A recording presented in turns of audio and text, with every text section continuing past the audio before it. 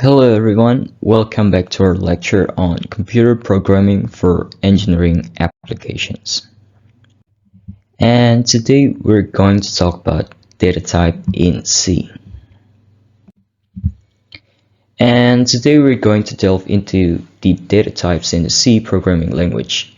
And by the end of our session, you'll have achieved a few important objectives. Firstly, you'll be able to select the right integer type for your needs. And we'll explore different types and learn how to choose the one that fits the magnitude of the values you're working with. And next, we'll tackle the concept of converting between octal, decimal, and hexadecimal numbers. These are different ways of representing numbers, and knowing how to convert between them is a valuable skill in programming. And moving on, we'll discuss float types. So floats are used to represent numbers with decimal points. We'll learn how to choose the appropriate float type based on the magnitude of the numbers you're dealing with. And then we'll dive into character types. So characters are the building blocks of text in C, and we'll explore how to write programs that use character types effectively. And lastly, we'll explore character handling functions. And these functions allows us to manipulate and work with characters in our program more efficiently. And by the end of our session, you'll not only understand these concepts, but also be able to apply them confidently in your programming. So let's dive in and start exploring the exciting world of data types in C. Now, let's delve into the basic types in the C programming language. These are like the fundamental building blocks that allows us to work with different kinds of data. So firstly, we have integer types. These are used to represent whole numbers. And in C, we have various integer types to choose from, including long integers, short integers, and unsigned integers. And so long integers are useful when we need to work with very large numbers. And short integers are handy when we're dealing with limited memory space or when we know our numbers won't be large. And then unsigned integers are for representing non-negative numbers, meaning they don't include negative values. And next up, we have floating types. These are used to represent numbers with decimal points. So in C, we primarily work with free floating types like float, double, and long double. And float is used when it's single precision, meaning it can represent decimal numbers with reasonable accuracy. And then double provides double precision, making it suitable for more precise calculation requiring higher accuracy. And then long double offers extended precision for situations where even higher precision is necessary. And then we have the character type represented by the keyword char. This type is used to store individual characters like letters, digits, or special symbols. And lastly, we have the Boolean, introduced in the C99 standard. So it's a type used to represent Boolean values which can be either true or false. And these basic types are the foundation of data representation in C programming. So understanding them will make you be able to work effectively with different kinds of data in your programs. So in C, we work with two main types of numeric data. First one is integers and second one is floating point numbers. So firstly, let's talk about integers. Integers are whole numbers, meaning they don't have a fractional part. They're used for counting things like the number of students in a class or the score in a game. Now, there's an important distinction between integer types, signed and unsigned. So, signed integers, they can represent both positive and negative numbers. They're like a number line where we can go to the right for positive numbers and go to the left for negative numbers. And then the second one is unsigned integers. They can only represent non-negative numbers, meaning they're always 0 or greater.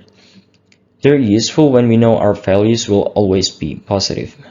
And understanding this difference is crucial as it affects how we work with numbers in our programs. And next, we'll explore floating types, but for now, let's focus on understanding the integers. And so, when we talk about signed integers, we are referring to numbers that can be positive, negative, or zero. And there's a little trick to determine if a signed integer is positive or negative. So it's all in the leftmost bit called the sign bit. So if the sign bit is 0, the number is either positive or 0. And if the sign bit is 1, the number is negative. So think of the sign bit as a little indicator that tells us the direction of the number. So now let's take a look at some examples. So the largest 16-bit signed integer is represented by the binary number, the first one in the slide. And in decimal, this binary number is equals to 32,776. So it's a good amount of number. And for 32-bit signed integers, the largest one is represented by the second binary number. So in decimal, this equals to about 2 millions. And these numbers might seem like a jumble of zeros and ones, but they're the building blocks that allow our computers to understand and process information. And understanding signed and unsigned integers will help us work with different kinds of numbers in our programs. Now, what exactly is an unsigned integer? Well, it's a bit like a regular integer, but it doesn't have a sign bit. So instead, the leftmost bit is considered part of the number's magnitude. So in simple terms, unsigned integers are always positive or 0. They don't have a sign indicating positive or negative. Now, let's take a look at some examples. The largest 16-bit unsigned integer is 65,535. So in binary, it's represented as 16-1, so it's a line of 1. For 32-bit unsigned integers, the largest one is about 4 billion, and that's quite a large number. And unsigned integers are like unsigned road signs, maybe. They only point in one direction.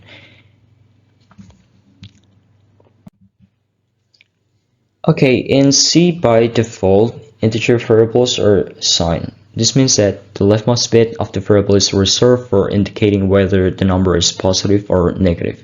So it's like a little flag that tells us which direction the number is heading. But what if we want our variable to only represent non-negative values? That's where unsigned integers come into play. So to inform the compiler that a variable has no sign bit and should only represent non-negative values, we declare it as unsigned. This tells the compiler to treat the variable differently, allowing it to represent a wider range of positive numbers.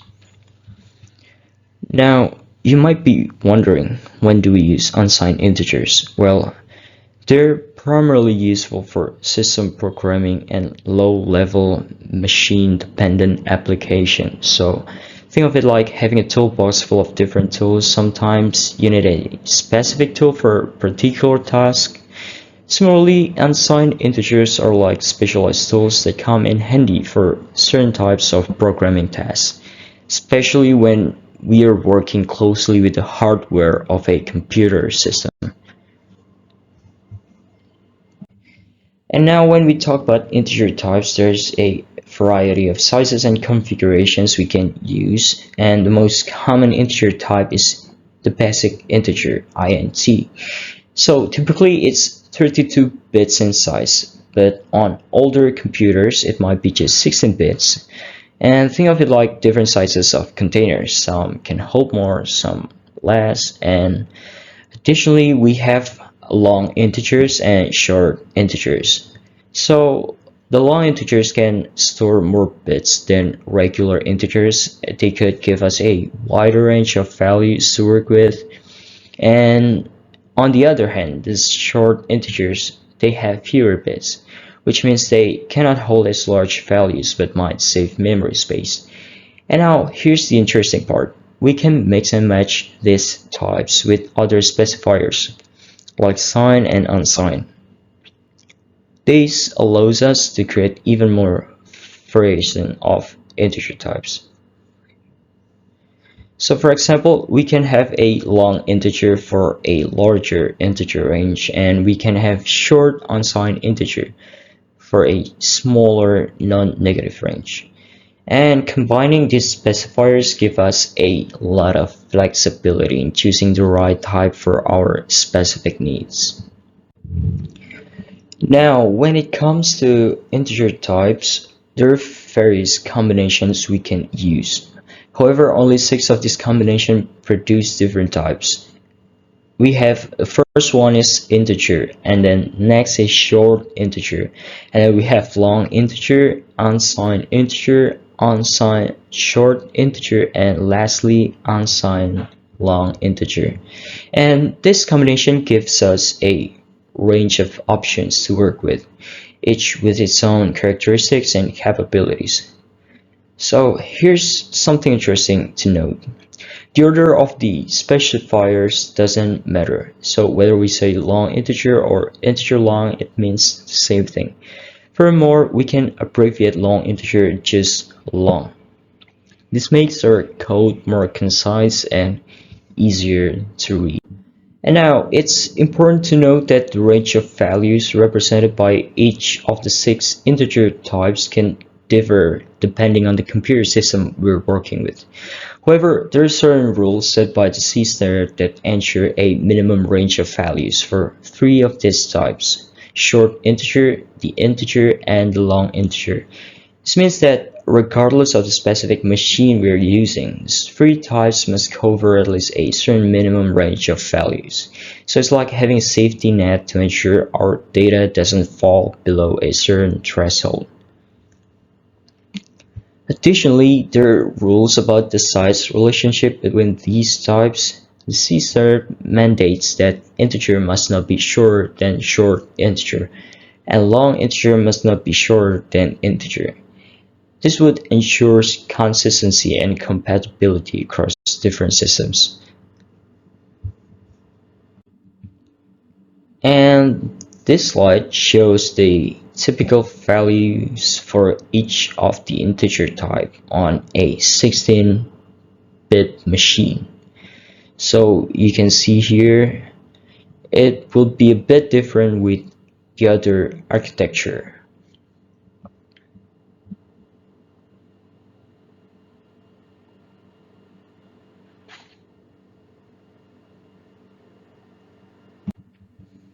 And then in this slide, we can see the typical value for each of the integer type on a 32-bit machine.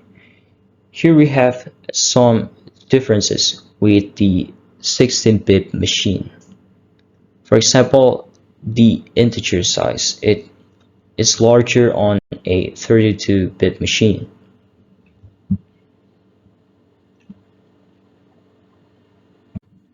And here, this slide shows the typical value for each of the integer type on a 64-bit machine. So I believe the most common computer right now is the 64-bit machine. So it's important to familiarize yourself with these values. And also you can use the limits header to see the minimum and maximum value for each of the data types in your program. Okay, so in C99 we have 2 new types, the long integer and unsigned long integer. So these types are specifically designed to handle larger values, providing even more flexibility in our programming. Both long types are required to be at least 64 bits wide. This means they can hold numbers with much larger magnitudes than the standard integer types we've discussed earlier. Now, let's talk about the range of values this type can represent. For the long-line integer, the range typically spans from about -9 quintillion to about +9 quintillion. That's quite a wide range. As for the unsigned long integer, since it's unsigned, its range starts from 0 and it goes up to about 18 quintillion. And these long types are like the giants of the integer. They capable of handling massive numbers with ease. So in C we have the flexibility to represent integer constants in different ways. We can write them in three different number systems. The first one is decimal or base 10 and octal or base 8 or hexadecimal and or base 16. And let's break down what each of these means. First one is decimal. So this is like the number systems we're most familiar with. It uses digits from 0 to 9, for example like 10, 20, 100 and so on. And then there's octal. Octal numbers, they use digits from 0 to 7 and they're preceded by a leading 0 in C. So for example 010 is 8 in decimal and 077 is 63 in decimal. And the last one is hexadecimal. So hexadecimal numbers, they use digits from 0 to 9 followed by letters A to F to represent until 15. They're preceded by 0x in C. So for example 0x10 is 16 in decimal and 0xFF is 255. Now let's delve into the octal and hexadecimal numbers in C. There are two different ways of representing numerical values. So first let's talk about octal numbers. So octal numbers use only digits 0 through 7. So they're like a special language that computer understand. And each position in an octal number represents a power of 8. So it's similar to how in our decimal system, each position represents a power of 10. Now let's take an example to understand better. Consider the octal number 237. And to convert it to decimal, we can calculate 2 multiplied by 8 to the power of 2 plus 3 multiplied by 8 to the power of 1 plus 7 multiplied to 8 to the power of 0. And this will result in 159. And now a hexadecimal, or hex for short, is a number, a special kind of number that's written using the digits 0 through 9, just like our regular decimal system, but it also includes the letters A through F. And these letters represent the values 0 through 15, respectively. Now, let's understand how to convert a hex number into decimal. So consider the hex number 1AF. To convert it into decimal, we perform the following calculation in red. So we multiply it to 16 to the power of the respective position in the hex notation. So if we calculate it like this, the hex number 1AF in decimal is 431. And hexadecimal numbers are commonly used in programming, especially when dealing with memory addresses, colors, and graphics and bitwise operations. So like we've discussed before in integer constants, firstly we have decimal constants. These contain digits between 0 and 9, just like regular numbers we use every day. However, they must not begin with a 0. So some examples are 15, 255, and etc. Next, we have octal constants. So these are a bit different. They contain only digits between 0 and 7, and they must begin with a 0. This 0 at the beginning signals to the compiler that we are working with octal numbers. So the examples include 017, 0377, and etc. And understanding the distinction between decimal and octal constant is important, as it ensures that our numerical values are interpreted correctly by the compiler. And then we also have hexadecimal. And hexadecimal constants are special numbers that contain digits between 0 and 9, like I've said before. They also include letters between A and F to represent 10 through 15. And one of the most important thing to note is that they always start with 0x. So for example, we have constants like 0xf, 0xff, and 0x7fff. These numbers represent numerical values in hexadecimal format. And now, another interesting aspect is that the letters in a hexadecimal constant may be either upper or lowercase. So this means when we're writing our program, we can write them in any combination of upper and lowercase letters and still have the same value. So, for instance, the example below on the bottom of the slides all represent the same numerical value. And understanding all of these hexadecimal constants allows us to express numerical values in a more concise and versatile way, especially when we're working with memory addresses, bitwise operations, and other low-level programming tasks. Now, when we use a decimal integer constant like 42 or 1000, the default type assigned by the compiler is normally integer, and this is a standard integer type in C.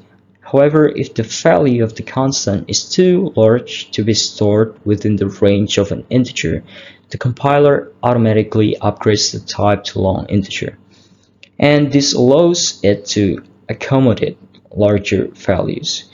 Now, if the constant is still too large to fit into a long integer, the compiler will then try using unsigned long integer to store the value, and this type can represent non-negative values over a wider range. On the other hand, when we use an octal or hexadecimal constant like 017 or 0x1ff, the rules are slightly different. In this case, the compiler will go through a series of types. It will go to integer, unsigned integer, long integer, and unsigned long integer until it finds one that is capable of representing the constant without losing precision. And if we want to force the compiler to treat a constant as a long integer, we simply follow it with the letter capital L, or just simply L. This tells the compiler to interpret the constant as a long integer, allowing it to accommodate larger values if needed. So for example, we can write constants like 15L or 0377L and 0x7fffl to indicate that they should be treated as long integers.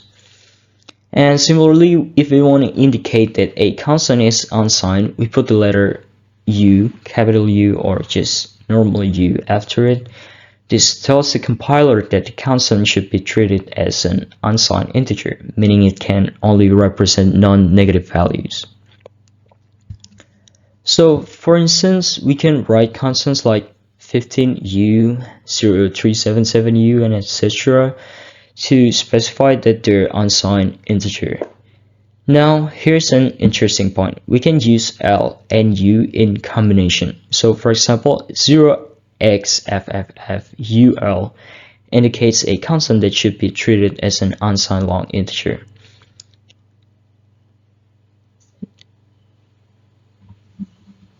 And it's important to note that the order of L and U doesn't matter, nor does their case. And the compiler will interpret them correctly regardless of their placement or capitalization.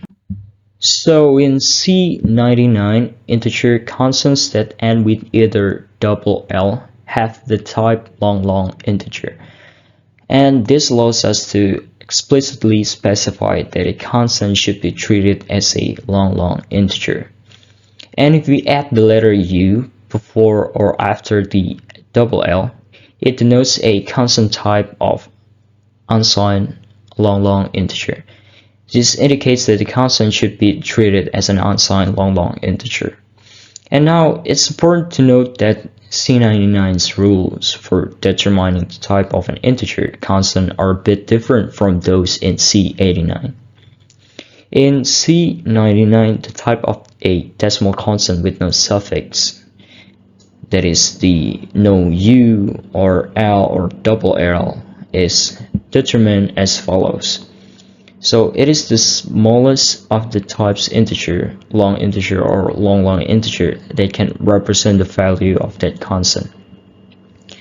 This means that the compiler will automatically choose the smallest type that can accommodate the value of the constant, ensuring efficiency while preserving accuracy. Okay, so when we use an octal or hexadecimal constant, the list of possible types that the compiler considers includes integer, unsigned long integer, and unsigned long integer. In that specific order, this means that the compiler will choose the smallest type from this list and could represent the value of the constant. Now, any suffix added to the constant changes the list of possible types that the compiler considers. So, for example, if a constant ends with U, it must have one of the types unsigned integer or unsigned long integer or unsigned long integer.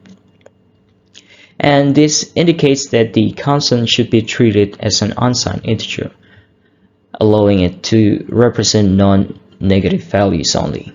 And similarly, if a decimal constant ends with L, it must have one of the types long integer or long integer. And this indicates that the constant should be treated as a long integer, accommodating larger values if necessary. And understanding how suffixes affect the type of an integer constant is crucial, as it ensures that our data is treated correctly by the compiler, avoiding potential errors or inaccuracies in our programs. Next, let's discuss an important concept in programming called integer overflow. So, when we perform arithmetic operations on integers such as addition, subtraction, multiplication, or division, it's possible that the result of the operation will be too large to be represented by the data type that we use. So, for example, when we perform an arithmetic operation on two integer values, the result must also be able to be represented as an integer. This means that the result should fall within the range of values that an integer data type can hold. However, if the result of the operation exceeds the maximum values that can be represented by the data type, we encounter a situation known as overflow. This happens when the result requires more bits to represent than the data type allows. So, for instance, if we add two large integer values together and the sum exceeds the maximum value that can be stored in an integer, an overflow will occur. And overflow can lead to any unexpected behavior in our programs and can potentially cause errors or incorrect results.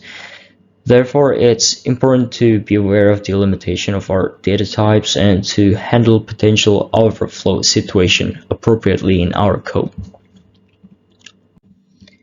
When integer overflow occurs during an arithmetic operations, the behavior of our program depends on whether the operands involved were signed or unsigned.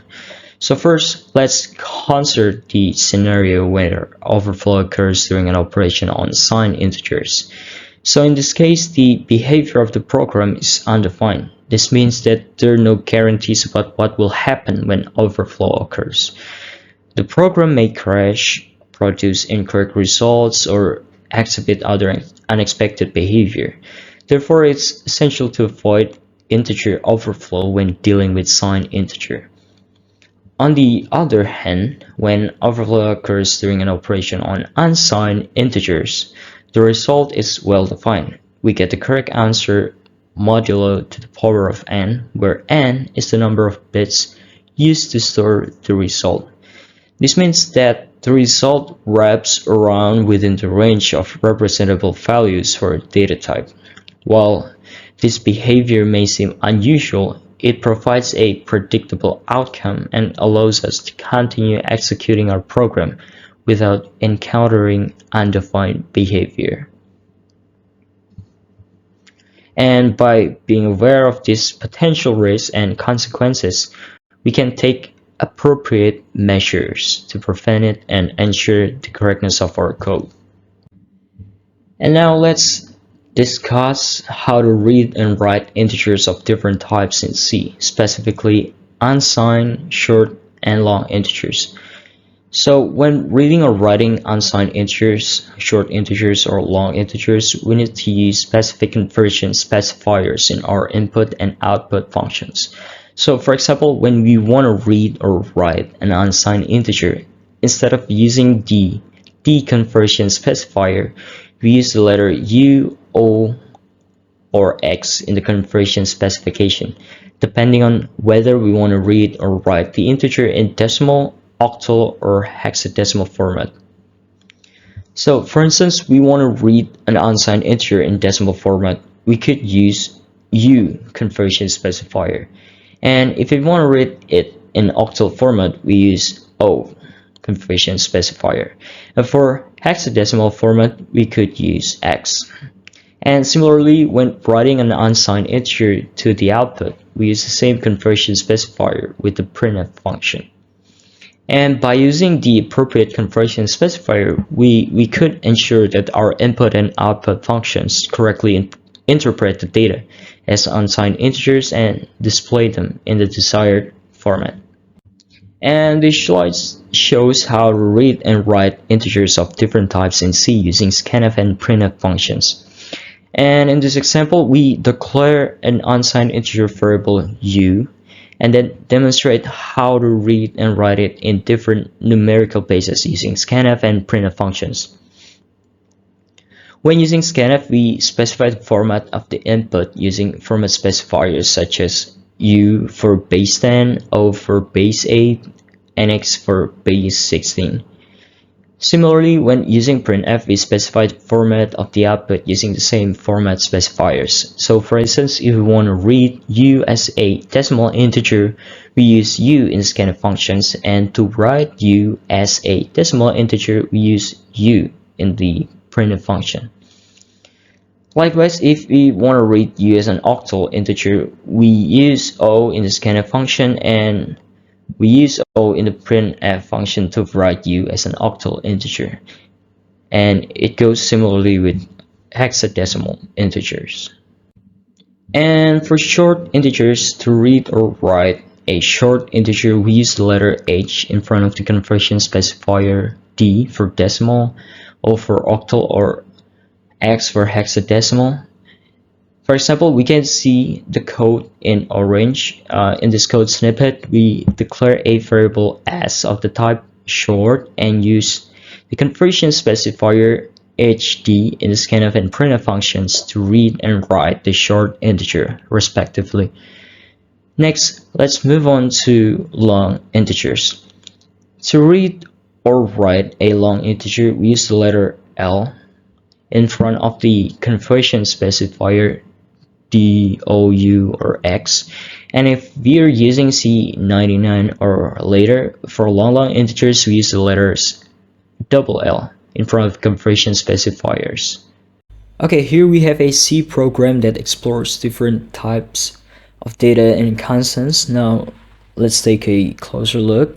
So, in this section, we're declaring variables of different integer types. we have signed and unsigned integers along with short, long, and long integers. And before that, we include standard input output library and then limits library to see the maximum value of each of the data type. And then each of these variable stores whole numbers, but they differ in their range and whether they allow negative values. And here we're printing out the maximum value of each type can hold and the amount of memory it occupies in bytes. And then next up, we're dealing with different ways to represent numbers, which is the decimal, octal, and hexadecimal. We have three constants, one in decimal, and then one in octal, and then one in hexadecimal. And then we'll print out each constant's value and notice how we use different formatting specifiers for octal and decimal numbers. And here's we can see the constant suffixes, which provide additional information about the type of constant being declared. And then here we declaring constant with suffixes like L for long, and then U for unsigned, and then the UL for unsigned long. And as before, we print out their values and storage size and showing how these suffixes affect the interpretation of the constants. Let's see.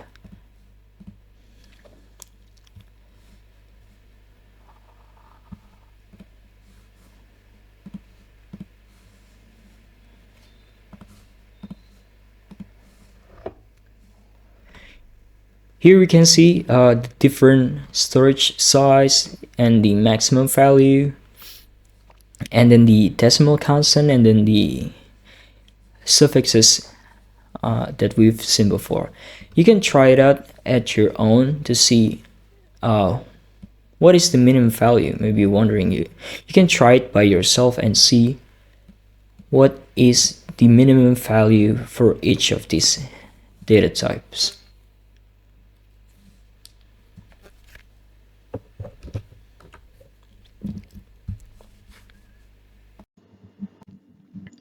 And next in this section, we'll explore floating point data types in C, which are used to represent numbers with fractional parts.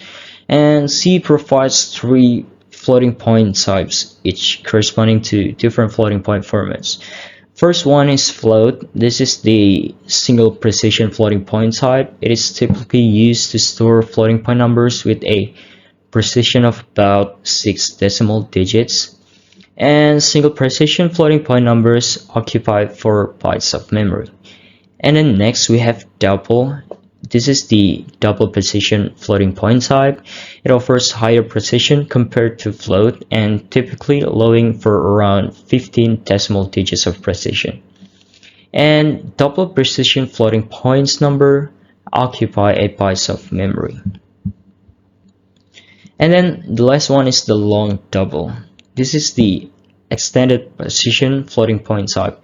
It provides an even higher precision compared to double, but its exact size and precision can vary depending on the compiler and the system. And long double floating point numbers occupy more than 8 bytes of memory. They provide the highest precision among the 3 floating point types. And when we're choosing a floating point type, it's important to consider the required precision and the range of values that need to be represented in your program. And float is often sufficient for many applications, while double and long double are used for tasks requiring higher precision, such as scientific computation and maybe financial calculations. And now let's delve deeper into the floating point data types in C and understand their characteristic and usage. First, let's discuss the float type. So, float is suitable when the amount of precision needed is not critical. So it's commonly used for general purpose floating point calculation where a moderate level of precision is sufficient. And next we have the double type. Double provides significantly more precision compared to float and suitable for most programs. It's commonly used when higher precision is required, such as in scientific computation or financial calculations. And lastly, we have the long double type. Long double provides even greater precision compared to double, but is rarely used in practice. So its usage is limited to specialized scenarios where extremely high precision is necessary. And it's important to note that the C standard does not specify the exact precision provided by float double and long double types, as it depends on how numbers are stored in memory. However, most modern computers adhere to the specification outlined in the IEEE standard 754, also known as IEC 60559, which defines the representation and behavior of floating point numbers in binary formats. So this slide discusses the IEEE floating point standard, which provides a standardized way to represent floating point numbers in computer systems. The IEEE standard 754 was developed by the Institute of Electrical and Electronics Engineers, or IEEE for short, and it defines the format and behavior of floating point numbers in binary formats. And there are two main formats specified by the IEEE standard 754, the single precision and the double precision. The single precision one, and this format uses 32 bits to represent floating point numbers, and each number is stored with a sign, an exponent, and a fraction.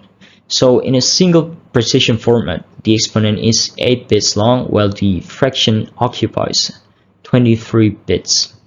And the maximum value that can be represented in single precision is approximately about 3.40 times 10 to the power of 38, with a precision of about 6 decimal digits. And then for the double precision, this format uses 64 bits to represent floating point numbers, providing a greater precision compared to single precision.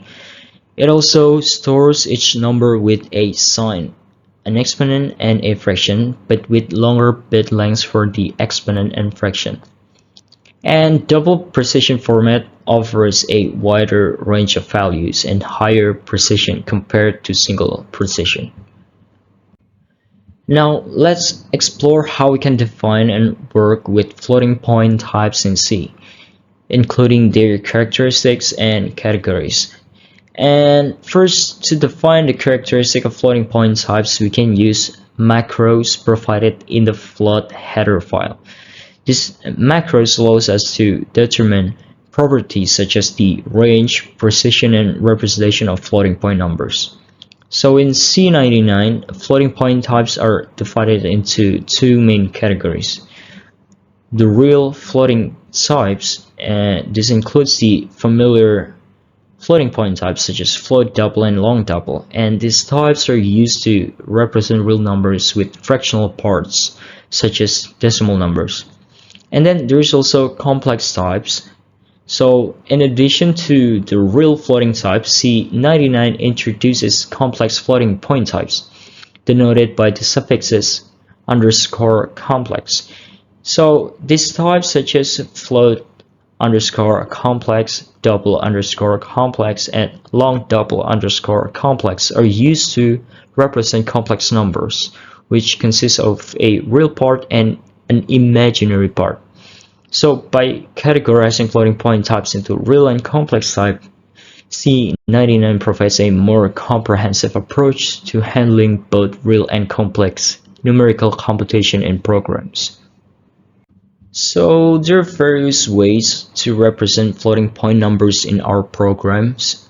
Floating constants, also known as floating point literals, are numerical values that contains a fractional part and or an exponent.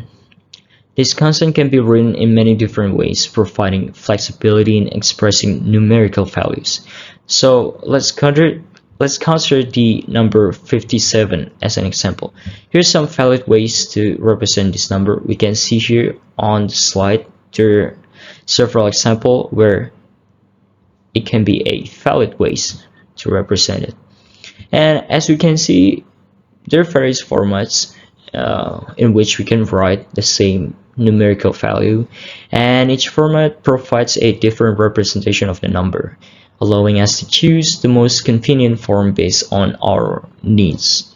And the key aspect of floating constants is the presence of a decimal point and or an exponent. The exponent indicates the power of 10 by which the number is to be scaled, allowing us to represent both large and small numbers efficiently.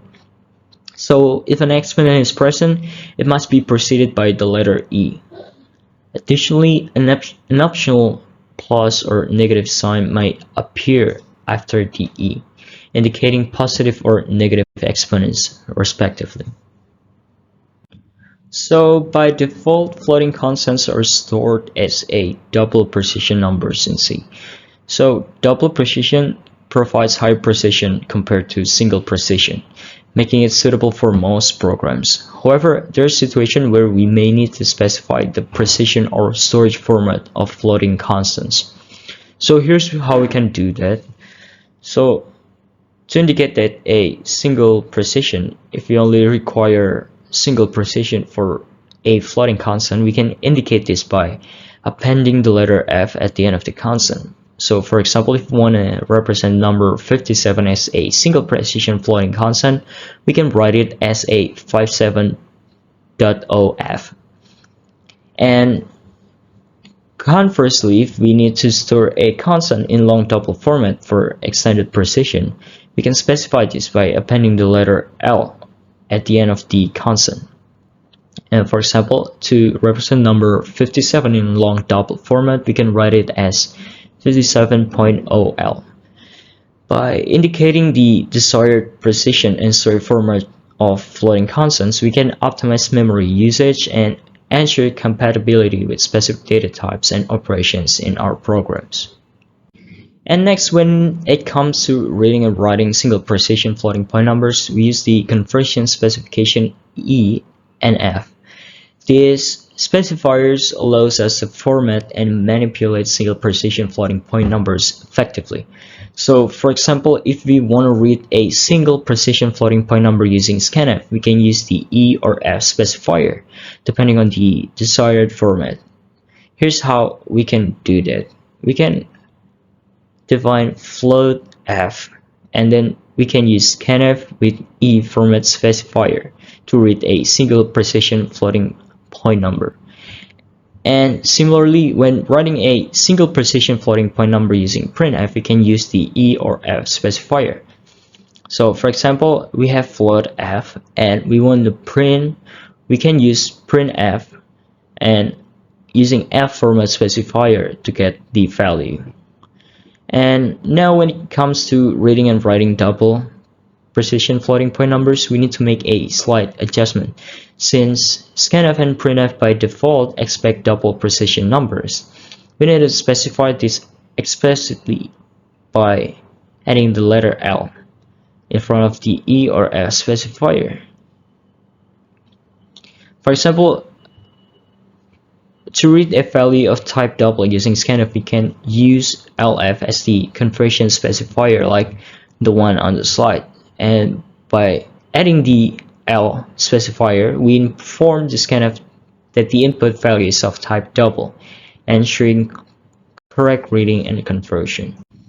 And in this section, we'll discuss how to read and write floating point numbers in C. Firstly, it's crucial to note that when using scanf to read floating point numbers, we include the letter L in the format string, but this is not necessary when using printf to write floating point numbers. So let's delve into this concept in more detail. So when using scanf to read floating point numbers, we specify the format string with E or F format specifier to read single precision floating point numbers. So in this case, we add the L specifier in front of the conversion specifier to read double precision floating point numbers correctly. However, when using printf to write floating point numbers, we can use the E and F conversion specifiers interchangeably for both float and double values without the need for the L specifier. And additionally, if you're dealing with values of type long double, which represent extended precision floating point numbers, we use the letter L or capital L in front of the E or F specifier when reading or writing such values. So to summarize, we use the L specifier only in the format string of scanf, not printf. And in printf, the E and F conversion specifiers can be used for both float and double values. And when dealing with long double values, we use the capital L specifier in front of the E or F. So by following these conventions, we ensure consistency and accuracy when reading and writing floating point numbers of different precisions in our CF programs. Okay, so here we're exploring different kind of floating point types. We have here float, we have double, and then we have long double. And then we declare variables of each type and assign them some values here. And then notice how we use F and L suffixes to indicate a single precision and extended precision floating point. And now here we're going to print out the sizes of these floating point types in bytes, and then this will tell us how much memory each type occupies. And then moving on, we're going to explore floating point constant. Oh, and before that, I actually have this code commented. This one to print the maximum value for each of this data type. You can try it yourself later because it will be a bit big and it will fill out my screen, so I don't really like it. You can try it by yourself. And then moving on, we're exploring floating point constant here. And we declare constant of each type and we're gonna print them out. And then you should have noticed that we use different format specifiers to print out each of the constant. And lastly, we're going to read and write a floating point numbers. And here we prompt the user to enter a single point precision floating point number, and then we are doing the same for the double precision floating point numbers. Let's try to run this code.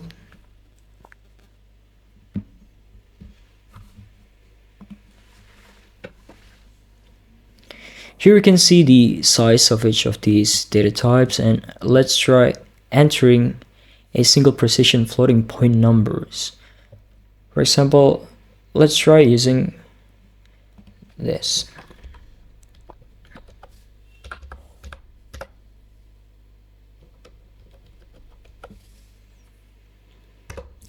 Here we can see that the number will be truncated because it has lower precision. Now let's try for the double precision.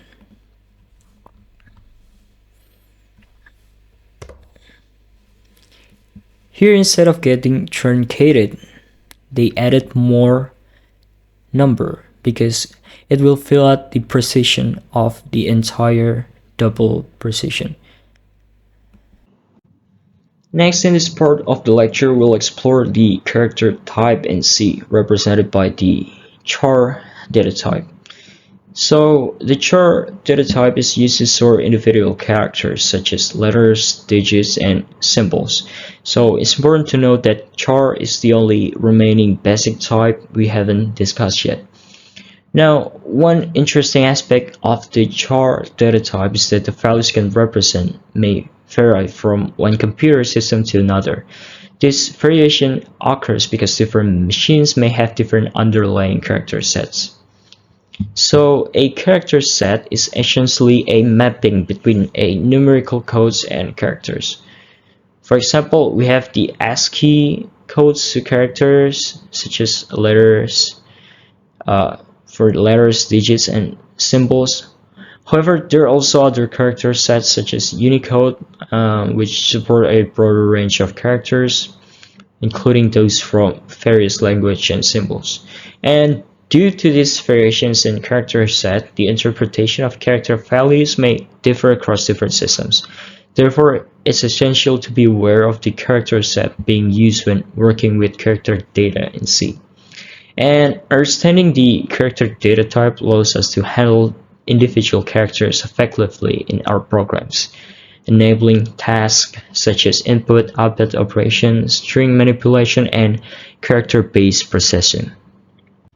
So one of the most widely used character sets today is the ASCII, which stands for the American Standard Code for Information Interchange. And ASCII is a 7-bit character encoding scheme that can represent a total of 128 characters. Now, you might be wondering what these 128 characters include. Well, they cover a range of characters commonly used in computing, including uppercase and lowercase letters, digits, punctuation marks, control characters, and special symbols. However, ASCII is sometimes extended to include additional characters beyond the original 128. One common extension is Latin 1, also known as the ISO IEC 88591. So Latin 1 is a 256 character code that builds upon ASCII and provides characters necessary for Western European languages as well as many African languages. So Latin 1 extends ASCII by adding characters such as accented letters, additional punctuation marks, and special symbols. And this extension allows Latin 1 to support a broader range of languages and facilitate internationalization in software applications. And understanding character set like ASCII and Latin 1 is essential for ensuring proper communication and compatibility between different systems and software applications. So it will allow the developers to handle text data accurately and efficiently across diverse computing environments. So in C, a variable of type character can hold any single character. This means we can assign characters such as letters, digit, punctuation marks, and even special symbols to a character variable. So for example, consider the code snippet in the slide. As you can see, we can assign various characters to a character variable simply by enclosing them in a single quotes. So it's important to note that character constants may always be enclosed in single quotes, not double quotes. And this distinction is crucial because double quotes are used to represent strings in C, whereas single quotes are reserved specifically for character constants. And understanding how to work with character constant and character variables allows us to handle individual characters effectively in our programs. So whether it's processing text data, validating input, or performing character-based operations, having a clear grasp of the character sets is essential for writing a reliable C programs. So next we'll see how C treats characters and how we can perform operations on them. So one of the fascinating aspects of working with characters in C is that they're treated as small integers. So what does this mean? Well, it means that behind the scenes, C represents character using their corresponding integer values. So in the ASCII character encoding scheme, which is widely used in computing, each character is assigned a unique numeric code. So these character codes range from 0 to 127, covering a total of 128 characters. So for example, the character lowercase a is represented by the integer value 97, while the uppercase a corresponds to 65. Similarly, the digit 0 is represented by 48 and the space character has the value 32. And it's important to note that when we work with character constants in C, they actually have the integer type rather than the character type. This means that internally C store character constants as integer, representing their ASCII values. And understanding these concepts allows us to perform various operations on characters, just like we would on integer. We can perform arithmetic operations, logical operations, and comparison using character values. So when a character is involved in computation, C automatically uses its corresponding integer value. This means that behind the scenes, C treats characters as integers based on their ASCII values. And to illustrate this, let's consider a couple of examples. Assuming we're using the ASCII character set, first we declare a character variable ch and an integer variable I. So next we assign the character a to the integer variable I. Here a has an ASCII value of 97. Then we can assign the integer value 65 to the character variable ch, and in the ASCII table 65 corresponds to the character uppercase A. And we can also perform arithmetic operation on characters. For instance, we increment the character stored in ch by 1, which changes it from capital A to capital B. Alternatively, we can use the shorthand ++ increment operator to increment the character directly. And after this operation, ch becomes uppercase C. And this example demonstrates how C seamlessly handles characters and their underlying integer values, allowing us to perform various operations with ease. Now let's see how characters can be compared and manipulated in C. Similar to numbers, character in C can be compared using relational operators, just like numbers. So consider this example in the slide. Suppose we want to convert a lowercase letter to uppercase. We can achieve this using an if statement in this slide. So in this if statement, we check if the character ch falls within the range of lowercase letters, lowercase a to lowercase c. So if it does, we convert it to uppercase. So if in this conditional, we can see that if a is less or equal than ch, this expression checks if the ch is greater than or equal to a, and then on the second condition, the expression checks if ch is less than or equal to c. So if both of the conditions are true, it means that ch is a lowercase letter. We then perform the conversion by subtracting the ASCII value of a from ch to find its position in the alphabet, then adding the ASCII value of a to convert it to uppercase.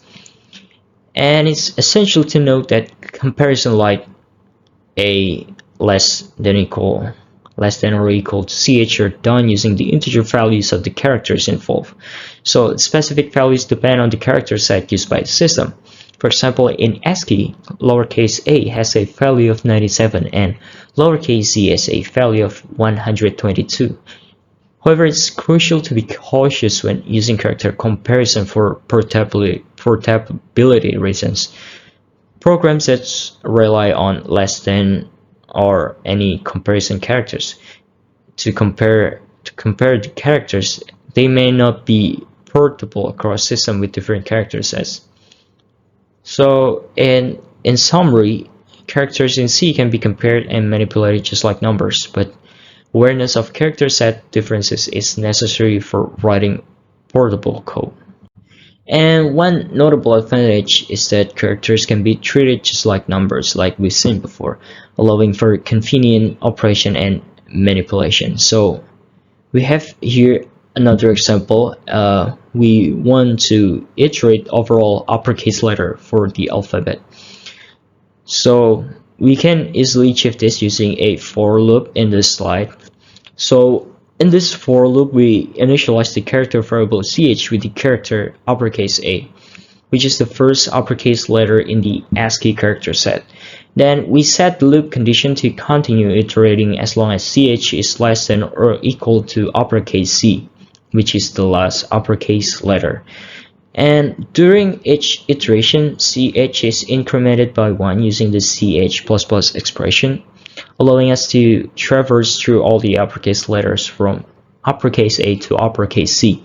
And this straightforward approach demonstrates the simplicity and versatility of using characters in C. By treating these characters as numbers, we can perform a wide range of operations and manipulation with ease.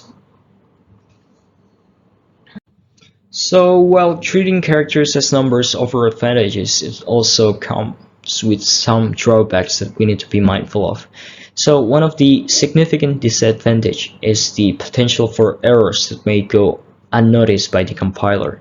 So when the characters are used in arithmetic operations, there's a risk of inadvertently creating a nonsensical expression that the compiler won't detect. So for instance, consider the expression in the slide. While it may seem valid at first glance, it actually lacks any meaningful interpretation in the context of character arithmetic. So such expressions can lead to unexpected results or behaviors in our programs. And another concern is the impact on portability. Since character sets can vary across different systems and environments, relying on an assumption about the underlying character set may make our program less portable. So code that relies on specific character values or properties may not behave as expected when executed on systems with different character representations. So while the ability to treat characters as numbers can be useful, it's essential to be cautious and aware of these potential warnings or errors. By being mindful of this limitation, we can write more robust and portable C programs.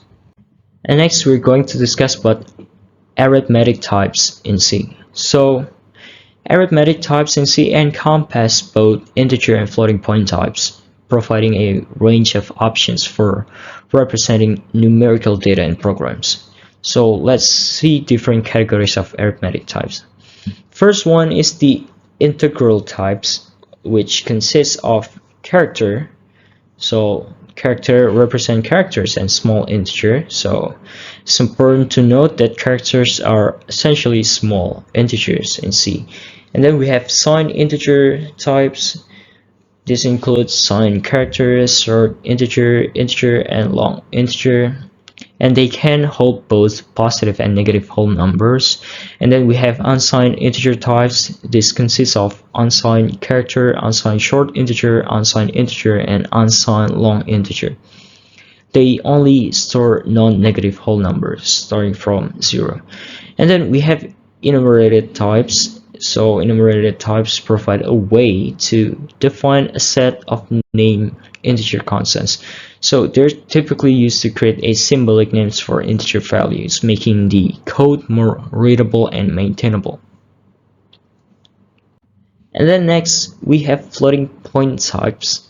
So floating point types are designed to handle real numbers, including those with fractional components. The common floating point types include float, which typically used for single precision floating point numbers, and then double, that offers double precision floating point numbers. They can provide greater precision and range compared to float. And then we have long double that provides extended precision floating point numbers, offering even greater precision for specialized applications. So in C programming, handling characters efficiently is crucial, especially when we're dealing with text processing tasks. So let's explore one essential function for character manipulation and how to use it effectively. So here we have two opera functions. So the two-opera function is a part of the C start library, and it's designed to convert lowercase characters to uppercase. And the usage is simple and straightforward. We can just do it by just calling two-opera and inputting our character variable into the argument, and you can convert the character to its uppercase equivalent. We can see the example of the syntax in the slide. And to use toOper and other character handling function, we must include the ctype.h header file. And including this header at the beginning of our program ensures that the compiler recognizes the function definition and declarations it contains. And apart from toOper, the CStart library offers a range of other useful character handling functions for various tasks.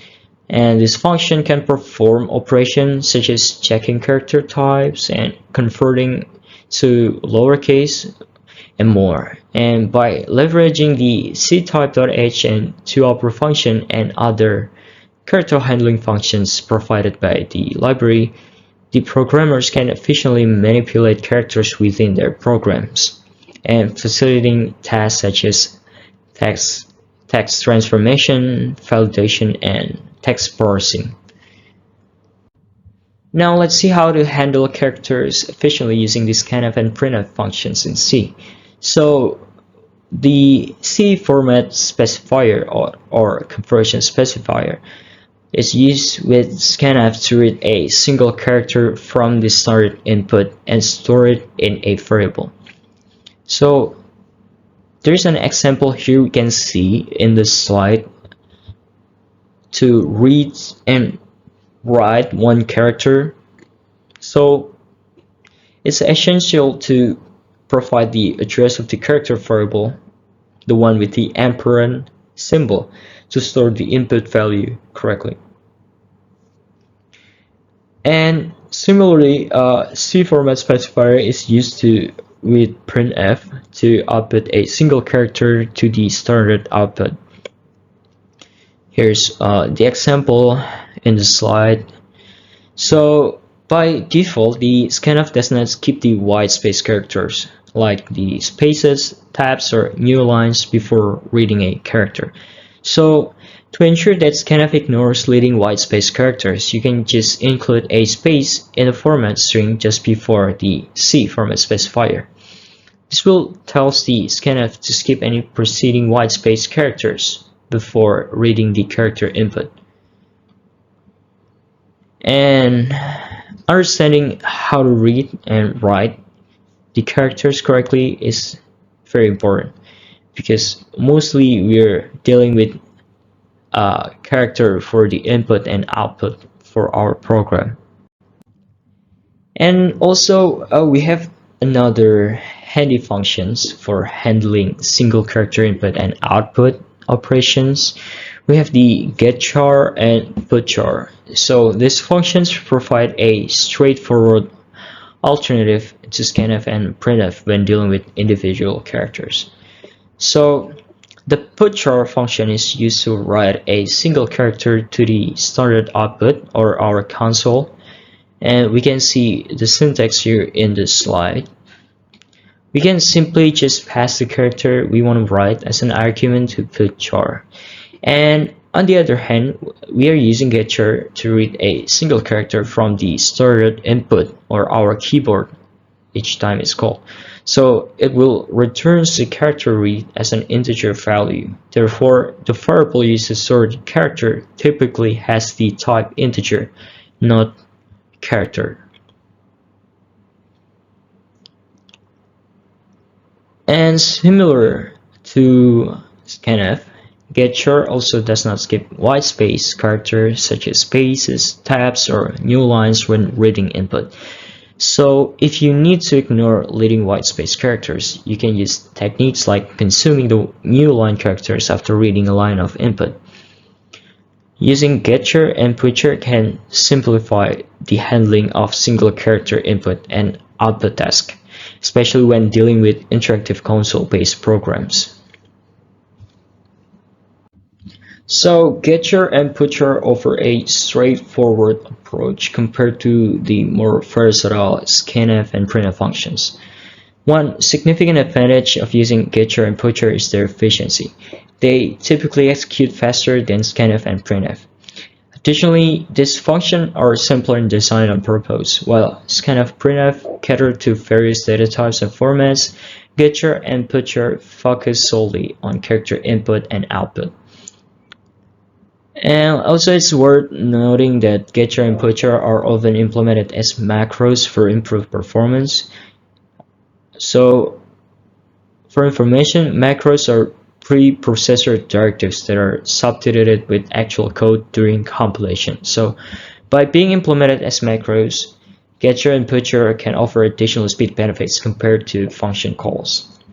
And another advantage of Getcher is its return value. It returns the character read from input, which allows for elegant programming idioms in C. And this characteristic of Getcher enables developers to write concise and expressive code, leveraging the return value directly in various operations.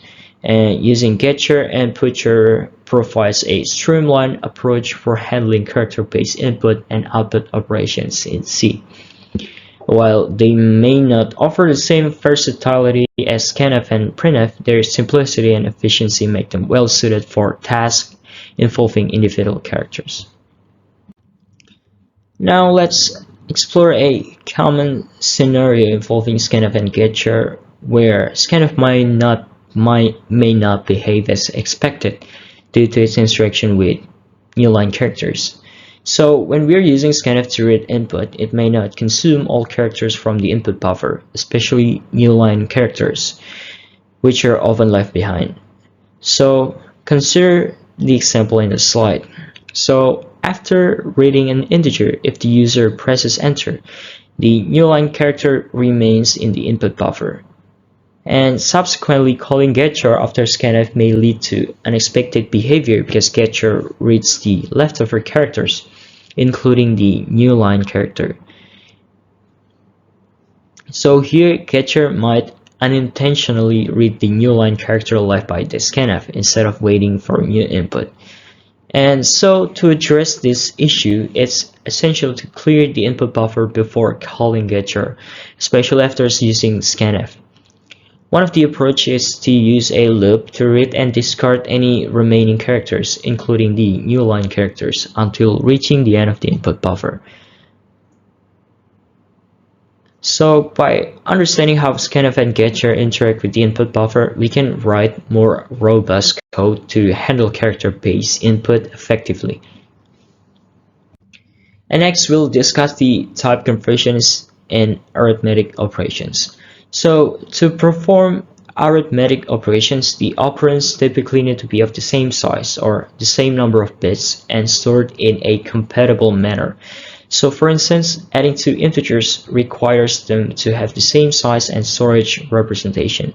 And when the operands of different types are involved in an expression, C may need to convert the types to ensure compatibility for evaluation. So consider adding a 16-bit short and a 32-bit integer. The short will be converted to 32-bit integer to match the size of the integer.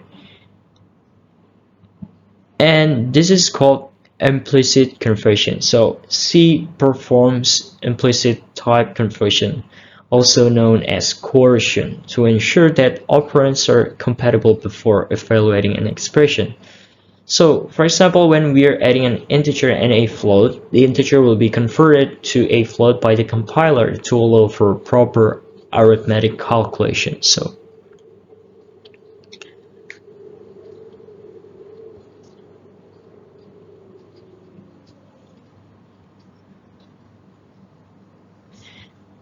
So yeah, C will handle the type conversion automatically behind the scenes to ensure that expressions are evaluated correctly without requiring explicit conversion by the programmer. So if we understand how C handles types conversion, we could ensure that arithmetic expression involve mixed data types are evaluated accurately. Okay, so like I said before, in C, the compiler automatically handles type conversions without requiring explicit intervention from the programmer. These conversions are known as implicit conversions. So implicit conversions ensure that operands of different types can be combined in expressions without causing errors or unexpected behavior. So implicit conversion occur seamlessly in expressions involve mixed data types, ensuring that the program behaves predictably. However, C also allows programmers to perform explicit conversions using the cast operator or casting. And explicit conversions give programmers more control over the type conversion process, allowing them to enforce specific conversions when needed. And the cast operator is used to explicitly convert a value from one type to another. So for example, a float can be used to cast an integer to a floating point value. So the rules governing implicit conversion in C can be somewhat complex due to the wide range of arithmetic types supported by the language. And C supports various integer and floating point types, each with its own rules for conversion and promotion. And understanding this rule is crucial for writing code that behaves as expected and avoids unintended consequences. Now let's see how implicit conversions work in C. So implicit conversions occur automatically in certain situations. First one is when the operands in arithmetic or logical expressions have different types. C will perform implicit conversion to ensure their compatibility. These conversions are often referred to as the usual arithmetic conversions. And the other one is when the type of the expression on the right side of an assignment doesn't match the type of the variable on the left side. And C will perform an implicit conversion to match the type. So in the usual arithmetic conversion involving operands of different types, C applies a set of rules known as the usual arithmetic conversion to determine the resulting type. And this conversion ensures that the operands are promoted to a common type before the operation is performed, preventing data loss and maintaining consistency. So these are the other scenarios where implicit conversions may occur automatically. So first one is when the type of an argument passed to a function doesn't match the type of the corresponding parameter. So C will perform implicit conversions to ensure the compatibility.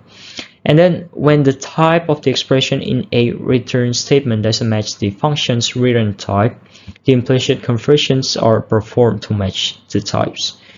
And in C, when you call a function and pass arguments to it, the types of the arguments are matched with the types of the parameters declared in the function prototype or definition. So if the type that don't match exactly, C will perform implicit conversions to make them compatible. And similarly, when a function returns a value, the type of the return expression is compared with the function's return type. If they don't match, implicit conversions are performed to ensure that the return value is of the correct type. And so the usual arithmetic conversions are a set of rules applied to the operands of most binary operations in C.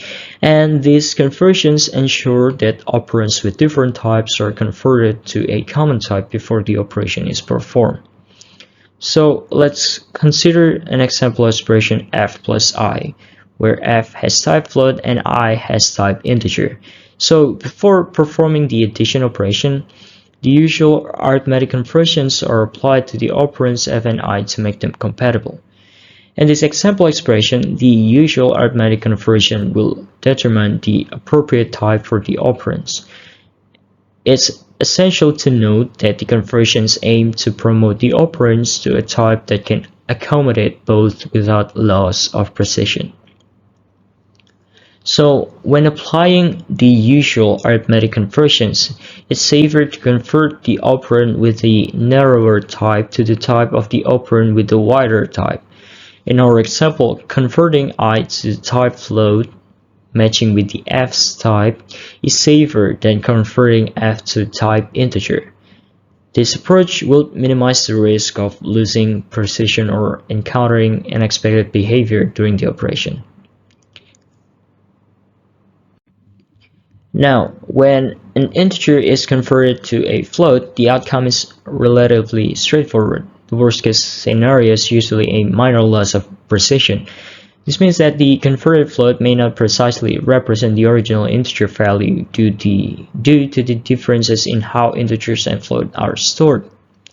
On the contrary, converting a floating point number to an integer is more complex and can lead to significant issues. So when a float is converted to an integer, the fractional part of the number is discarded. This can result in a loss of information and potential inaccuracies.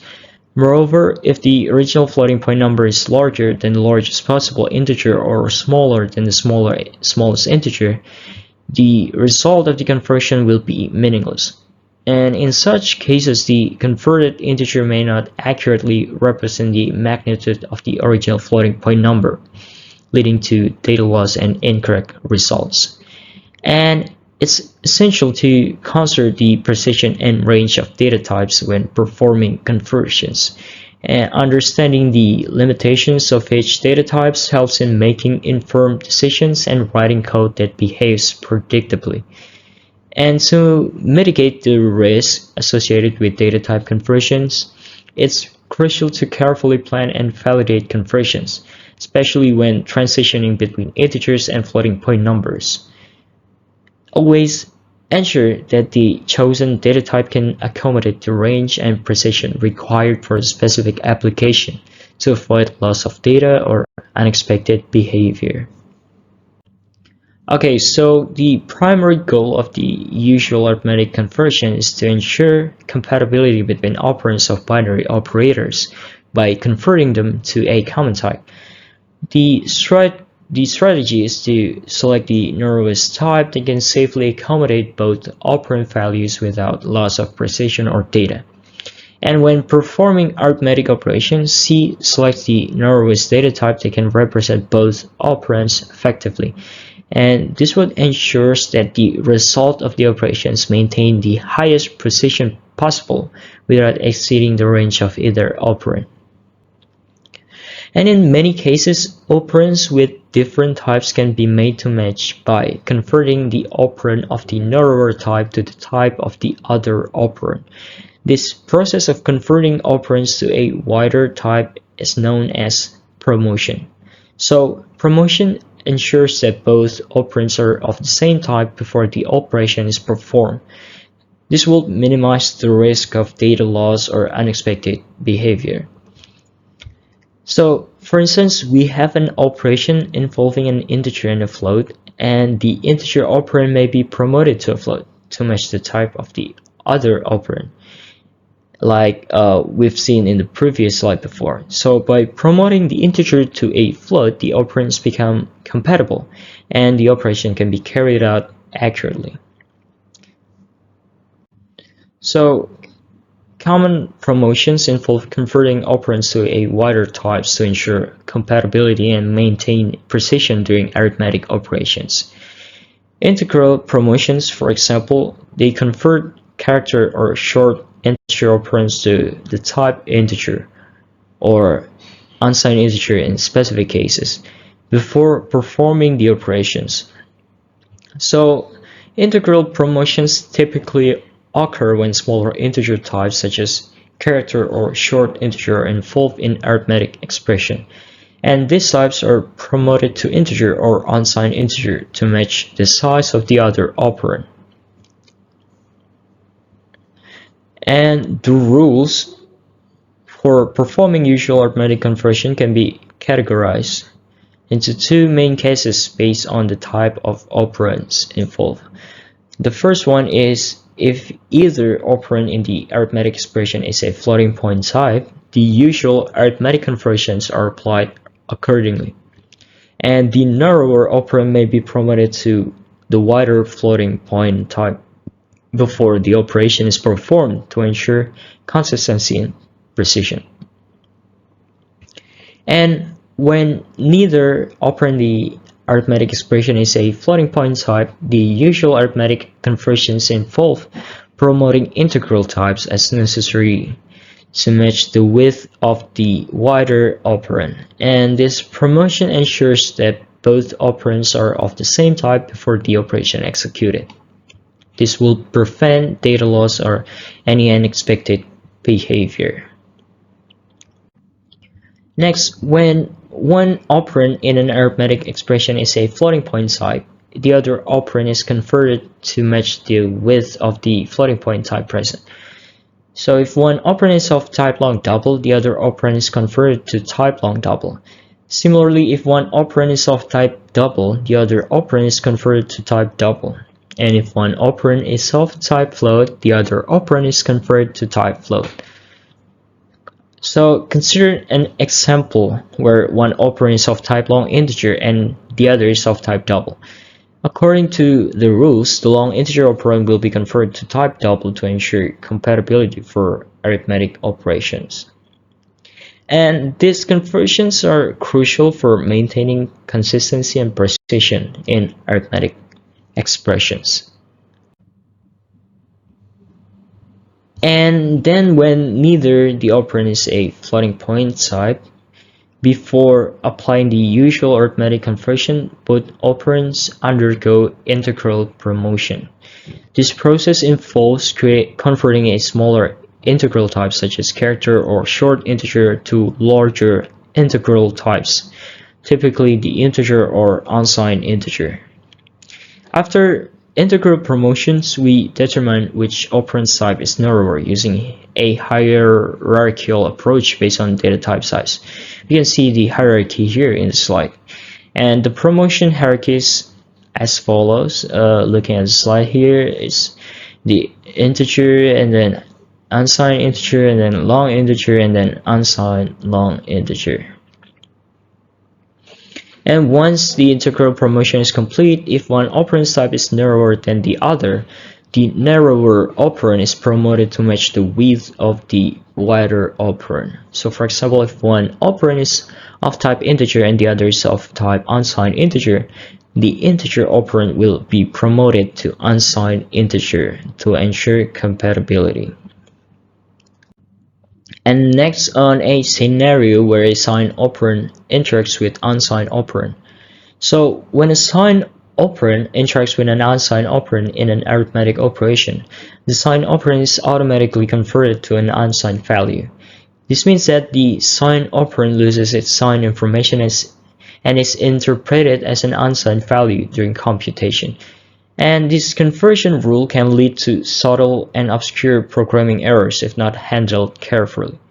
So, for instance, unexpected results may occur due to the change in the sign interpretation of the signed operand, leading to unintended behavior in the program. And to mitigate this risk associated with mixing signed and unsigned operands, it's best to minimize the use of unsigned integers, especially in scenarios where they interact with signed integers. And when avoiding mixing of signed and unsigned integers help maintain clarity and predictability in the program's behavior. And also when working with mixed operand types, consider explicitly casting operands to ensure their types match as expected. And performing explicit type conversions helps avoid unintended consequences and enhances code readability and maintainability. Now let's take a look at an example to understand this better. So here in the slide we have some example of the usual arithmetic conversions. We have several variables with different kind of data types. Now when we perform calculations with these variables, the computer follows a set of rules to decide how to convert them. For example, if you're adding a character and an integer, the character might get converted to an integer before the addition takes place.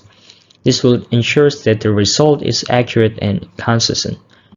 And here, let's take a look at some other examples based on the data type from our previous slide. So here there are several syntax or several code snippets that shows usual arithmetic conversion. So in each of these examples, the data types are automatically converted according to a set of rules. For instance, when we add a character to an integer, like I said before, the character is converted to an integer before the addition takes place. And next is a concept called conversion during assignment. When we assign a value to a variable in C, the usual arithmetic conversions that we talked about earlier don't apply. So instead of that, the expression on the right side of the assignment is converted to the type of the variable on the left side. And now let's break that down a bit. Now imagine you have a variable of type integer and you want to assign it a value. So if the value on the right side of the assignment is of a different type, like a float or a character, the C compiler will automatically convert that value to an integer before assigning it to a variable. So here in this slide we can see some examples on conversion during assignment. We have this code snippet, the code in blue, and in these examples we have variables of different data types like character, integer, float, and double. Now, when we assign a value from one variable to another, the C compiler automatically converts the value to match the data type of the variable it's being assigned to.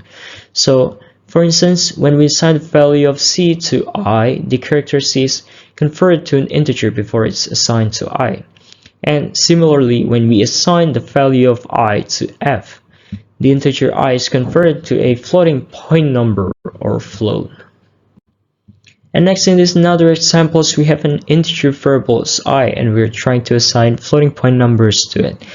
However, in C programming, when we assign a floating point numbers to an integer variable, the fractional parts of the number is dropped. Now let's break it down. In the first example, 842.97 is a floating point number, but when we assign it to the integer variable I, only the integer part, which is the 8.842, is retained. And the fractional part, the 0.97, is discarded. Similarly, in the second example, the number is a floating point number, and when we assign it to I, it will become negative 842, dropping the fractional part. Okay, now let's see another examples where conversion during assignment might not work. So in the examples, we have variables C, I, and F of different data types, character, integer, and float, respectively. And now when we attempt to assign values to these variables that exceed the range of their respective data types, we encounter issues. So in the first example, we're assigning the value 10,000 to a character variable C. However, the range of a character typically extends from -128 to 127. Assigning a value outside of this range may result in a meaningless or unexpected value for C. Similarly, in the second example, we are assigning a very large floating point value to an integer variable I. Since the range of an integer is limited, attempting to store such large value in I will likely lead to incorrect or unexpected behavior.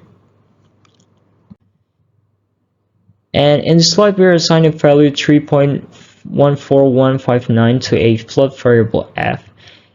Notice that the f suffix appended to the constant. So appending the f suffix to a floating point constant like the one in the slide explicitly specified that the constant should be treated as a float.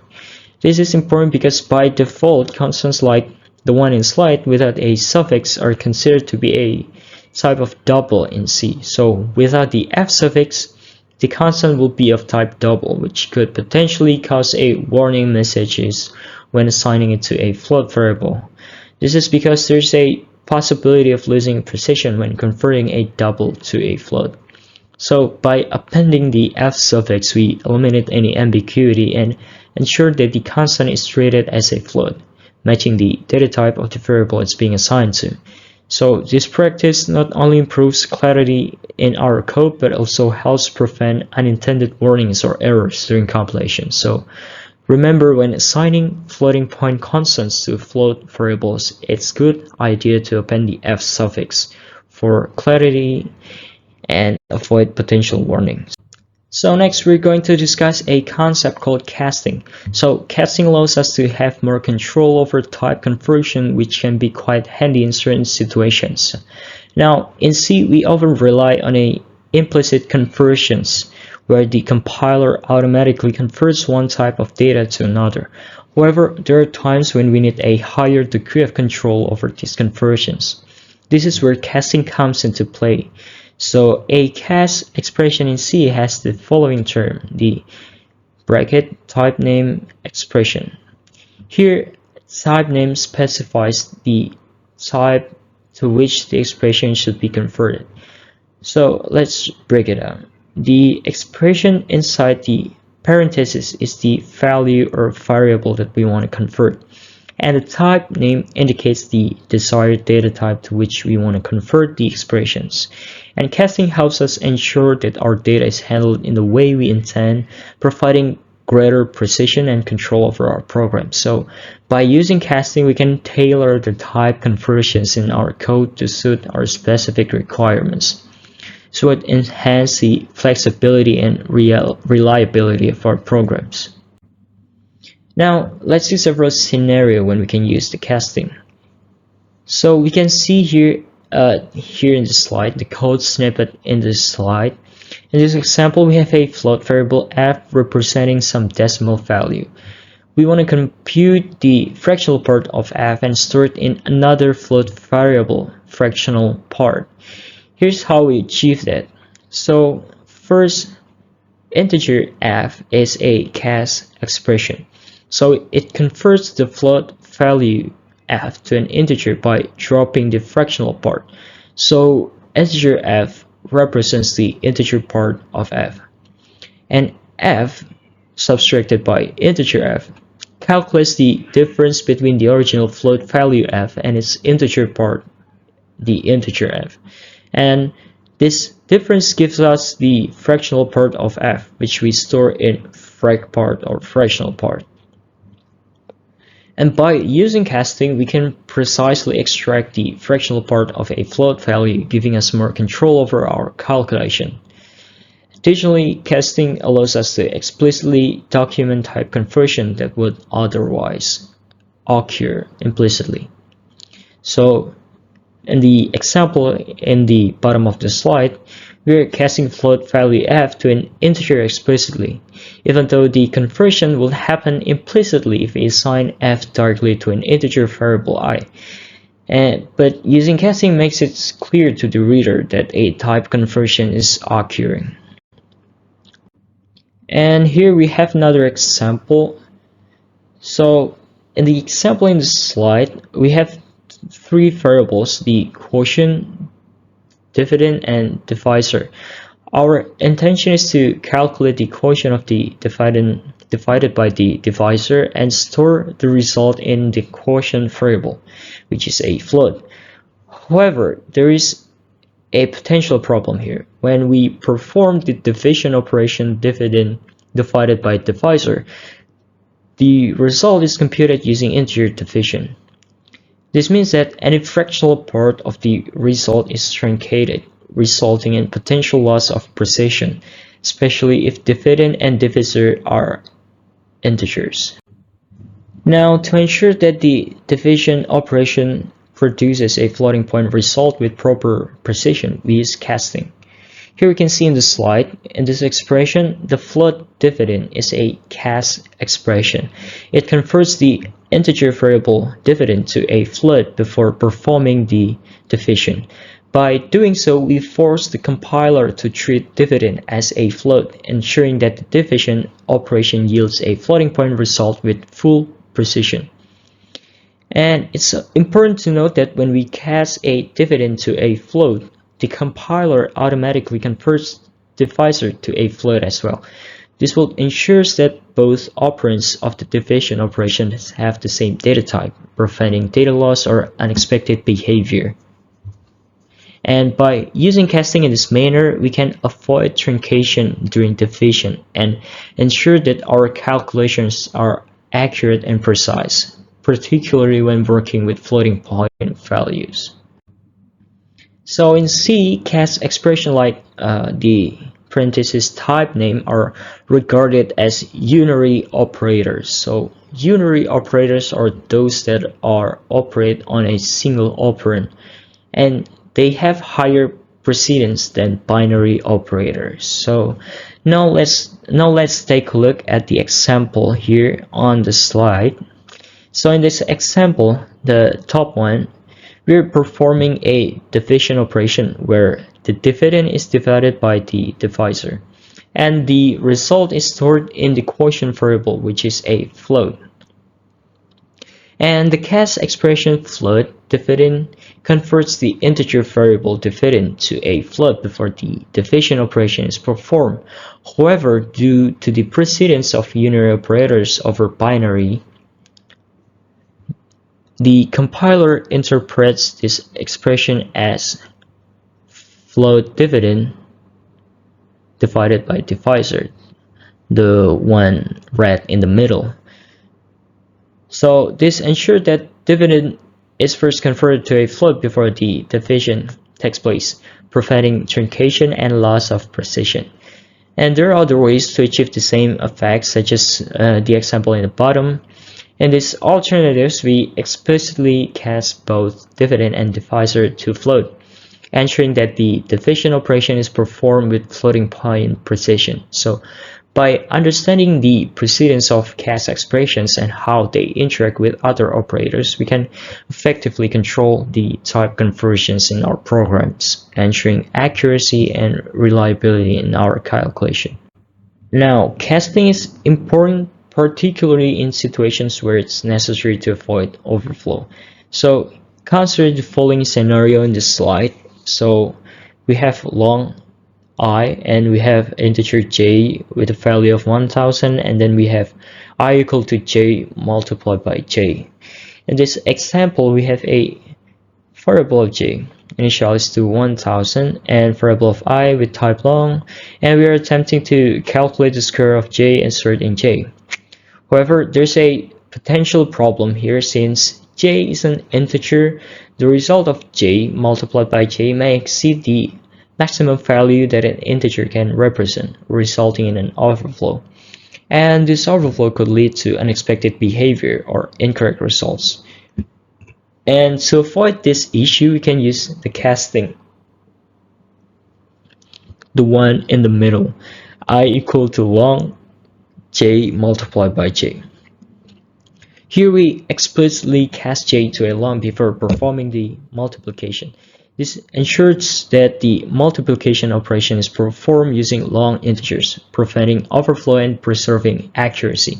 And it's important to note that the statement I long and then parenthesis j multiplied by j wouldn't work as expected. So by the time the multiplication is done, the overflow may have already occurred, and casting the result too long won't solve the issue. Therefore, it's crucial to perform the casting before the multiplication operation. Next, we are discussing the concept of type definition in C programming. So, type definitions provide a more structured and readable way to define custom data types, enhancing code clarity and maintainability. Now, let's start with an example using the define directive. Here in this slide, we are using define to create a macro named boolean or bool that represents the integer data type. This allows us to use bool in our code as a shorthand for integer, providing a simple way to define a boolean type. However, there's a better solution using a feature known as type definition. So here in the middle of the slide, we are using the type definition keyword to define a custom type named bool, which is equivalent to the integer data type. This approach offers several advantages over macros, including improved readability and better error handling.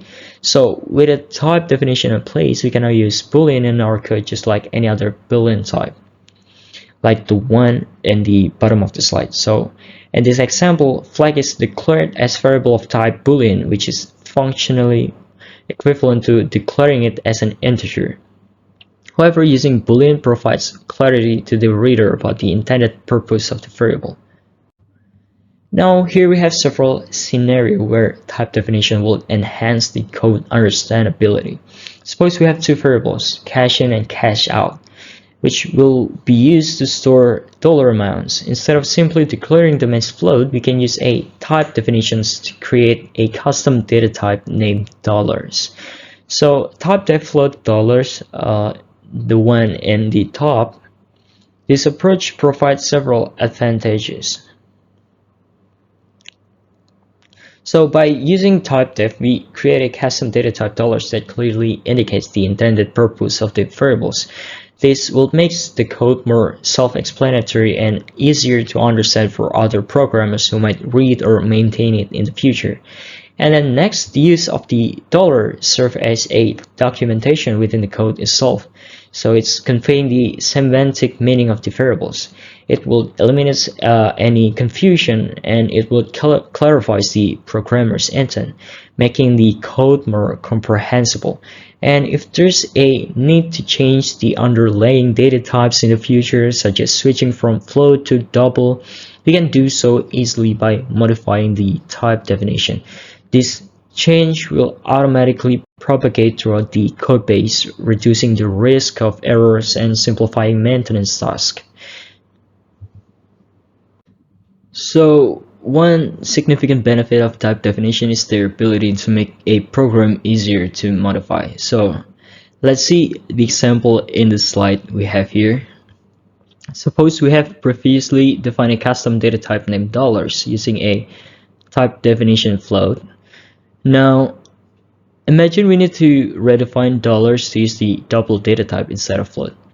So by simply changing the type definitions, we effectively redefine dollars to use double instead of float. And this change will propagate throughout our program, our code base, and automatically updating the data type of all variables declared as dollars. And without the use of type definitions, if we had directly declared all variables storing dollars amount as float, we will need to manually locate and change its declaration to use double. And this manual process can be time consuming and error prone, especially in larger programs with many variables.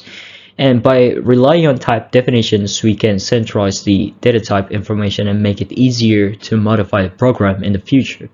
And this approach enhances maintainability and reduces the likelihood of errors during code modifications. So one of the challenges when moving a program from one computer to another is that data types may have different ranges on different machines. So for example, the range of integer values that can be stored in an integer variable may vary depending on the computer architecture. Now let's see this example here. Suppose we have an integer variable I and we want to assign the value of 100,000. On a machines with 32-bit integers, this assignment is perfectly valid and won't cause any issues. However, on a machine with 16-bit integers, this assignment will fail because the value 100,000 exceeds the range that a 16-bit integer can represent. And this inconsistency in data type ranges can lead to unexpected behavior and errors when moving programs between different machines.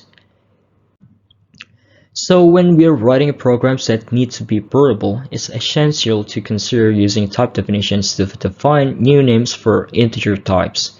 And suppose we are writing a program that needs variables capable of storing product quantities in the range of 0 to 50,000.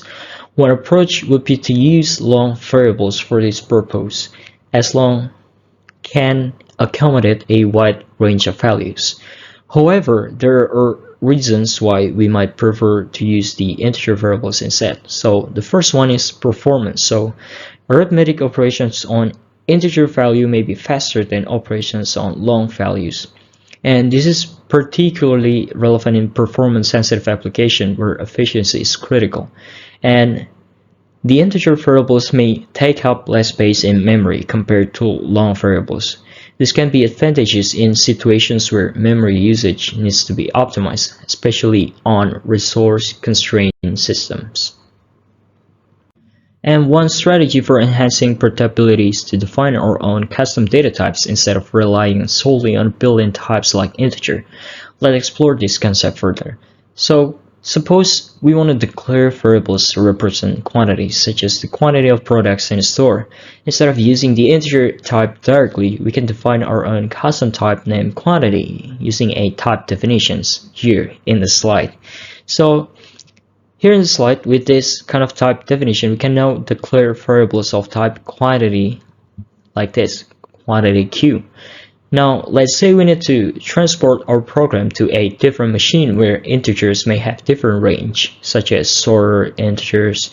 So in this case, we can simply change the type definition of quantity to accommodate the new environment. And by changing the type definition of quantity, we ensure that variables declared as quantity have the appropriate range for the target machines. But however, it's important to note that changing the definition of quantity may affect the way variables of type quantity are used in our program. For example, if arithmetic operations or comparisons were performed on quantity variables, these operations may behave differently with the new definitions. So the C-standard library itself employs type definitions to create names for types that may vary from one C implementation to another. So these types often have names that end with the suffix underscore "t". Now here in the slide we can see a typical definition of this type. So the first one is the pointer difference. This one is used to represent the result of a pointer arithmetic, often used to store the difference between two pointers. And then also we have the size t to represent the size of an object in bytes, commonly used in memory allocation functions like size of. And then we have wchar that represents a wide character used for this one is used for wide character processing and internationalization support. So it's important to note that these types are defined in a way that allows them to adapt to specific characteristics of the underlying system and ensuring portability across different C implementations. And in addition, in the C99 standards, the standard integer header provides type definition for integer types with particular number of bits. And this definition uses typedef to create names for integer, such as integer 8, integer 16, integer 22, and so on, specifying the exact number of bits each type occupies. By using this standardized type definition, C programmers can write durable code that remains consistent and reliable across various platforms and C implementations. Alright, next we're discussing size of operator in C programming, which allows us to determine the size of a data type or a variable in a memory. So the size of operator is used to calculate the size in bytes of a data type or a variable. And the syntax is the one that we can see in this slide. And here the type name represents the data type for which we want to determine the size. For example, if we use size of character, it will always return 1. This is because the character data type is guaranteed to occupy exactly 1 byte of memory, regardless of the platform or compiler being used. However, for other data types such as integer, the size may vary depending on the platform. On a typical 32-bit machine, the size of an integer is usually 4 bytes. This means that an integer variable can store integers within a certain range, and its size in memory is 4 bytes. And it's important to note that the size of data types may vary depending on the architecture and compiler being used. For example, on a 64-bit machine, the size of some data types may be different compared to 32-bit machine. Also, the size of operator is not limited to just data types. It can also be applied to constants, variables, and expressions in general. So let's see how it works. For example, if we have two integer variables I and j and we want to find out their sizes, we can use the size of operator. We can see here in the orange text on the top of the slides. So On a 32-bit machine, the size of an integer variable is typically 4 bytes. Therefore, size of I and size of I plus j will both return 4. And it's important to note that when using size of with an expression such as I plus j, parentheses are not required. However, parentheses may be needed in a certain cases to clarify precedence, especially when combining size of with other operators. So, for example, we could just write size of I instead of size of I. However, if parentheses are needed for precedence, they should be included. So we can see the example here on the code on the bottom. So in this case, the size of text precedence of the binary plus operator. So the compiler will interpret it as size of I plus j. And by understanding how to use the size of operator effectively, we can accurately determine the size of constants, variables, and expressions in our C programs. And when using the size of operator to determine the size of data type or variable, it's important to handle the output with care. This is because the type of a size of expression is implementation defined and is represented by a type named size_d, the one that we've mentioned before. So in C89, the recommended approach is to convert the value of the size of expression to a known type for printing out using printf. This would ensure compatibility across different compilers and platforms. So here on the first code, we cast the result of size of integer to an unsigned long before passing it to printf.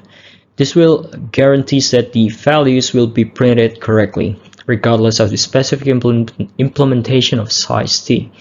However, in C99 and later versions, printf includes support for directly printing values of type size_d using the ZU conversion specifications. We can see the example here on the bottom of the slide. So using this approach, we can directly pass the result of size of integer to printf without any explicit type conversions. And the ZU specifier tells the printf to interpret the argument as a value of type size_d, ensuring proper printing of the size. Okay, so let's see the type conversion in the code. So first up, we have variable declarations and character handling functions here.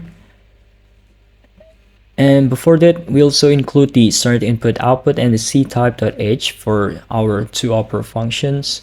And then we also use the character, integer, float, and double variable data type here. And then here we use two upper function to convert a character to uppercase and then print it out. And then moving on, we are reading a single character here from the user, and we try to skip any white space, and then we prompt the user to enter a character and then display it back.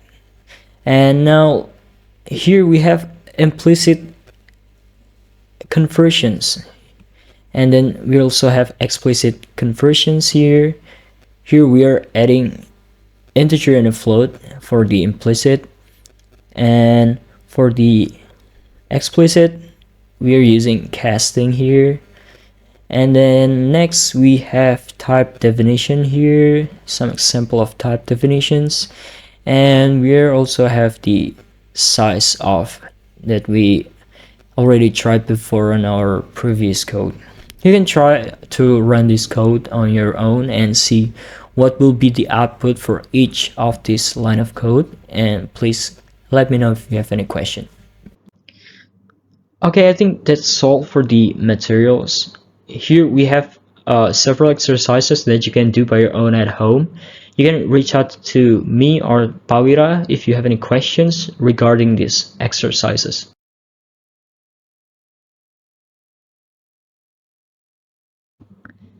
And today we have covered a wide range of data types available in the C programming language. let's recap what we have learned. So first one is that C provides several integer data types to accommodate different ranges of integer values. This includes integer, unsigned integer, short integer, long integer, and long integer. And we also have the unsigned version for each of them. And then in addition to integer types, C also offers floating point data types to represent real numbers with fractional parts. This would include float, double, and long double. And then C also allows us to represent integer constants in various formats, such as decimal, octal, and hexadecimal. And this flexibility in representing integer value gives us more control and versatility in our programs. And next in C, the C format specifier serves as a placeholder in printf and scanf functions when dealing with characters. Additionally, we also have C-type header file provides function for character handling such as the putchar, the catchar, the toupper, and tolower. And converting one data type to another involves various rules and considerations. And casting is a technique used to ensure that the desired conversion is carried out correctly. And by explicitly specifying the desired data type through casting, we can control how the conversions occurs in our programs. And throughout our discussion, we've emphasized the importance of understanding data types and their conversions in C programming, and these concepts are fundamental for writing efficient, reliable, and maintainable code. And by mastering this principle, you'll better equipped to handle different types of data and perform conversions accurately in your C programs, leading to more robust and versatile software solutions. I think that's all from me. I hope you have a great journey learning C programming, and see you later.